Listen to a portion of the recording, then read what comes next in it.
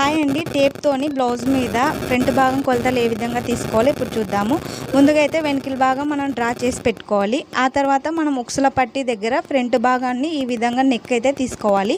Back neck అయితే draw చేసుకున్నాం కదా, దాని మీద ఫ్రంట్ భాగం నెక్ అయితే వేసుకోవాలి. ఆ తర్వాత మనం సెంటర్ పార్ట్ అనమాట, షోల్డర్ దగ్గర నుంచి క్రాస్ బెల్ట్ వరకు ఈ విధంగా లాగి పట్టుకొని చూడాలి. టేప్తోని ఎంత వస్తే అంత ఈ విధంగా సెంటర్ పార్ట్ దగ్గర పెట్టాలి.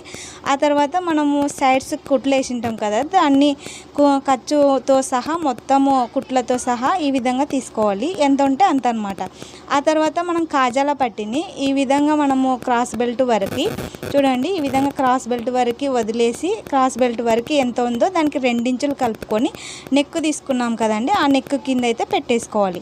ఆ తర్వాత మనము సంఖ దగ్గర లోతు తీసుకోవాలి. మనము కుట్ల సైడ్స్ నుంచి షేప్ వరకు ఈ విధంగా అయితే షేప్ తీసుకోవాలి. మనం సెంటర్ పార్ట్ని కలుపుతూ సైడ్ని కలుపుతూ షేప్ తీసుకున్నాం కదా, కాజాల పట్టి 2 ఇంచులు ఎక్కువ ఆ దానికి కలిపేసుకోవాలన్నమాట. ఈ విధంగా ఫ్రంట్ పార్ట్ మనకి కరెక్ట్ కొలతలతో ఈజీగా టేప్తోని పెట్టుకోవాలన్నమాట.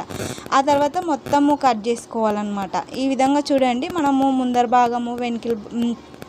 భాగము టేప్తోని బ్లౌజ్ మీద ఈ మెథడ్లో చూసుకుంటే ఈజీగా కరెక్ట్గా వస్తుంది. నచ్చితే లైక్ అండ్ సబ్స్క్రైబ్. థ్యాంక్స్ అండి, బాయ్.